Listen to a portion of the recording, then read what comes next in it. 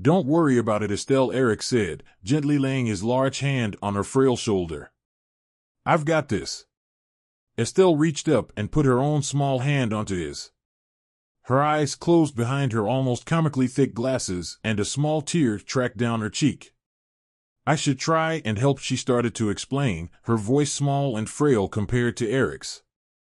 I can distract them, or I could. Words failed her.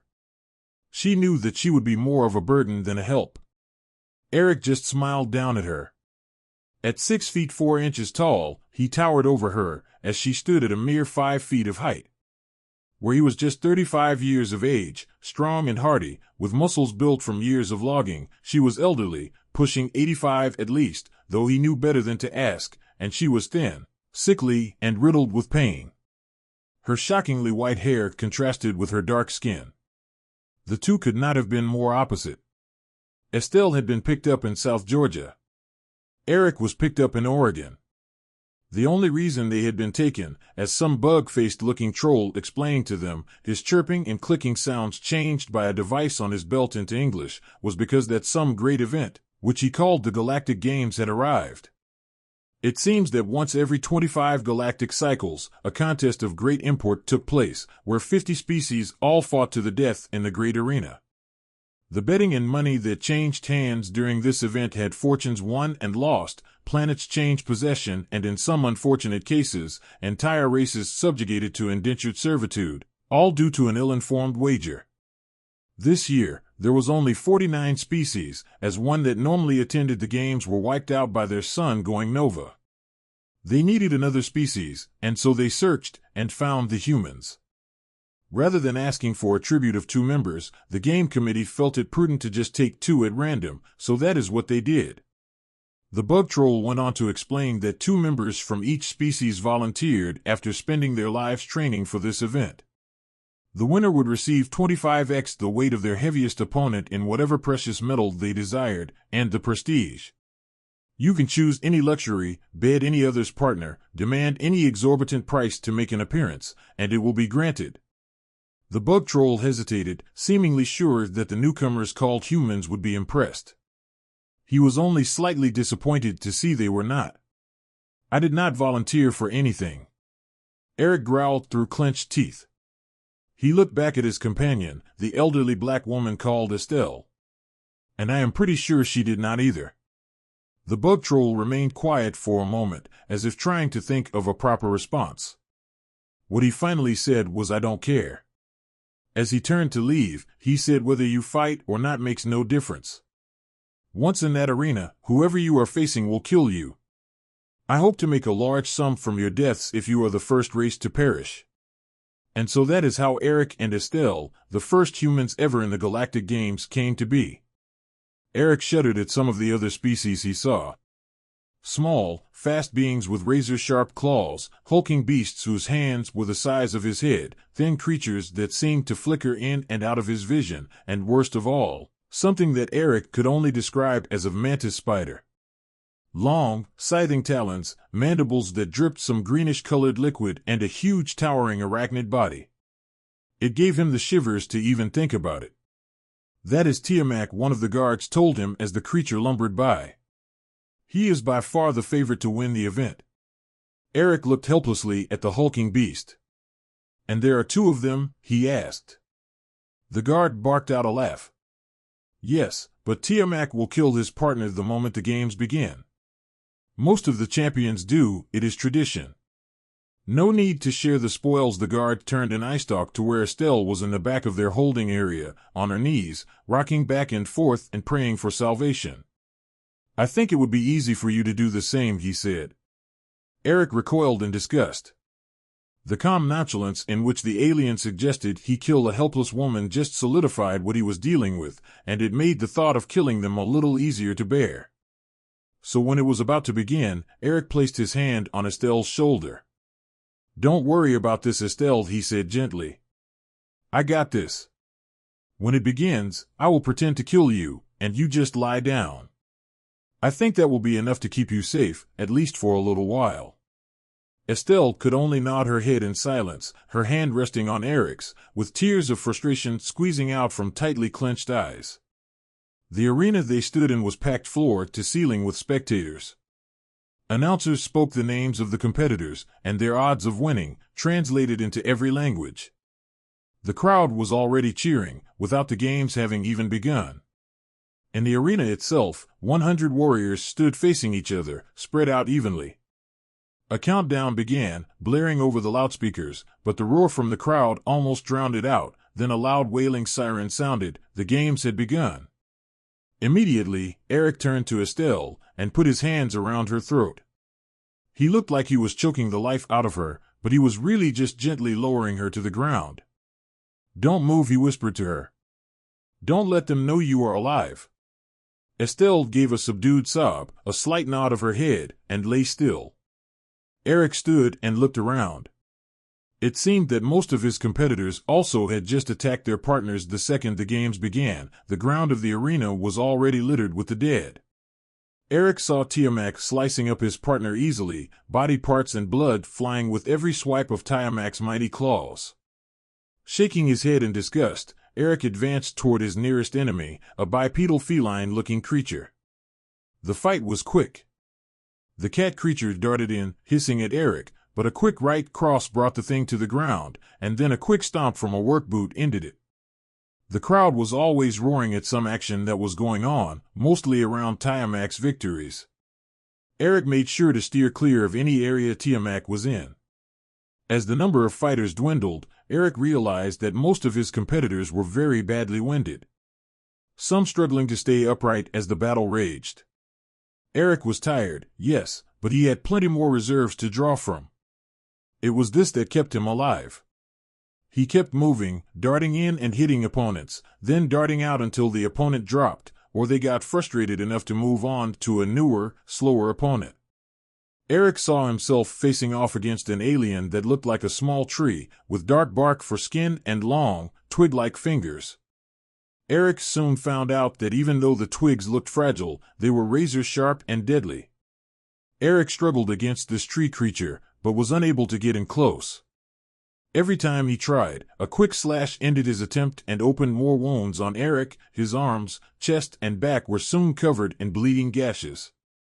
Looking around, Eric saw that there were only 3 fighters left, the tree creature, himself and Tiamat, who was standing back, watching them fight to the death. No need to attack now, let them fight and hurt each other more. Eric became desperate. He was unable to penetrate the defenses of the tree creature, and he was losing a lot of blood. He had no choice. He feigned weariness, stumbling and making slow lunges. He was attempting to lure the creature into thinking he was worse off than he really was. It seemed to work. The creature became more excited, taking more risks to end the fight, as Tiamat slowly circled them both, waiting to rush in and attack the victor. Eric stumbled and fell to a knee. The creature rushed in to finish him, but instead of finding an exhausted human on his last legs, the tree creature suddenly saw Eric lunge forward, his left arm grabbing it by the throat. The creature thrashed, slashing at the arm that had it in an iron grip. Tiamat started to approach, getting ready to pounce. Looking directly into Tiamat's eyes, Eric roared, his deep bellowing voice even drowning out the roar of the crowd, and Eric lifted the tree creature by his throat off the ground, one-handed, while the creature continued to slash his arm to bloody ribbons. Tiamat hesitated, and saw, with a final roar, Eric shake the creature by the neck. Tiamat heard a loud snap as the neck broke, and Tiamat watched as Eric threw the corpse to the dirt, his eyes never leaving Tiamat's. For the first time in his long life, Tiamat found himself a little intimidated. Eric stood facing Tiamat. His left arm ripped to shreds by the tree creature. His red blood ran down his arm, to his fingers and down into the gray dirt of the arena. Tiamat extended his front foreclaws, long, scything and razor-sharp. Tiamat was limping a little, as an opponent had managed to damage his back left leg. Eric looked hopelessly around. There was nothing he could use as a weapon, nothing but his own hands. Tiamat rushed at Eric, swinging with his mighty claws, but Eric was able to dive out of the way. Tiamat struggled to turn and face him. His back leg was hurt more than Eric first thought. It gave him a little hope. If he could stay out of the way of the talons, he may be able to wear Tiamat out. So Eric started a long cat and mouse game. The audience roaring each time a claw almost cut him in half.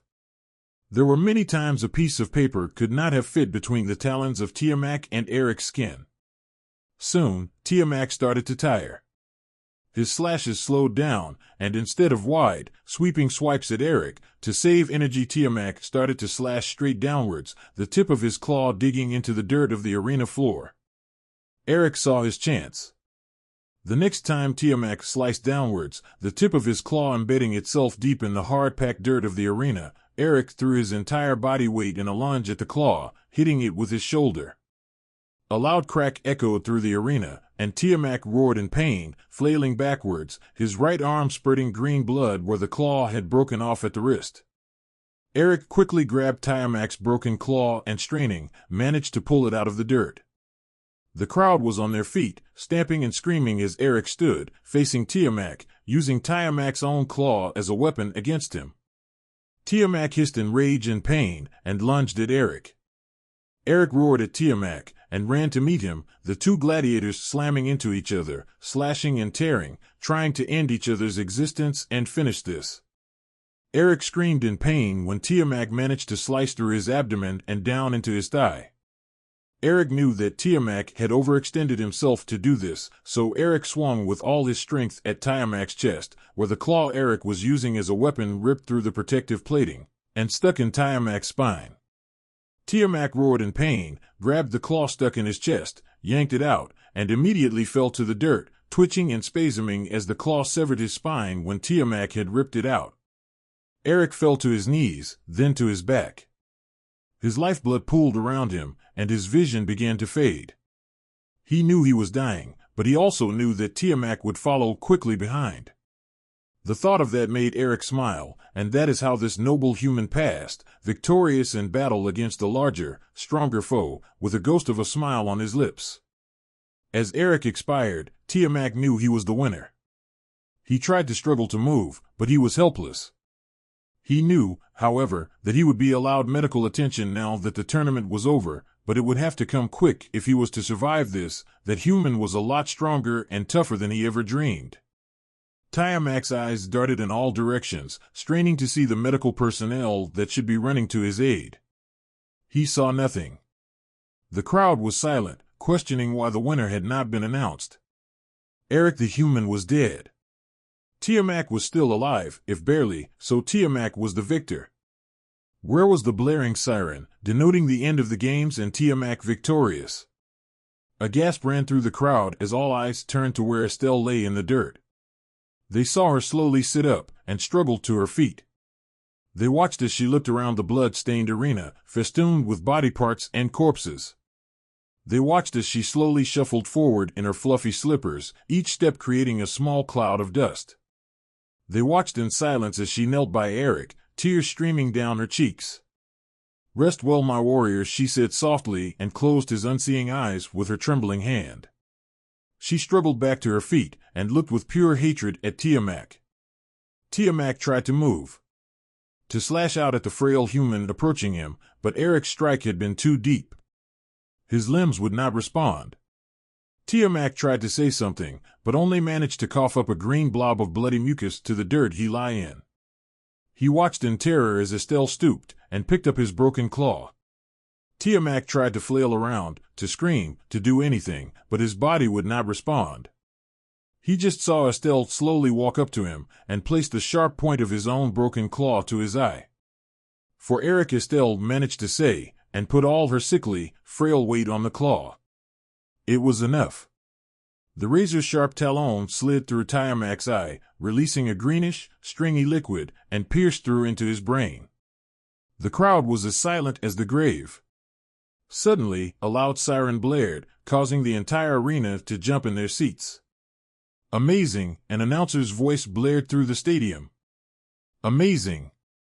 The games are over. We have a winner." And then the crowd erupted in a roar of pure emotion. Some wailed at lost fortunes, others screamed for the unlikely human, and others yelled just to release pent-up emotions. The victor of the games, the announcer roared, and beams of light from a dozen different sources shone down on Estelle's bent and shaking form. Estelle the Mighty. Decimator of fortunes. Destroyer of Tiamat. Humanity's strongest warrior. Estelle only shuffled slowly back to the large gate at the exit to the arena. The crowd roared with excitement with every step she took, each puff of blood-stained dirt her slippers raised, and then, just before she disappeared from view, she turned back to the crowd. A silence so complete you could hear the faintest of noises fell across the crowd. Every ear was bent, all attention was focused on this human warrior who stunned the galaxy. Waiting to see what she would do or say. Estelle slowly looked across the vast arena, taking in all the alien forms and creatures that covered every square inch of her vision.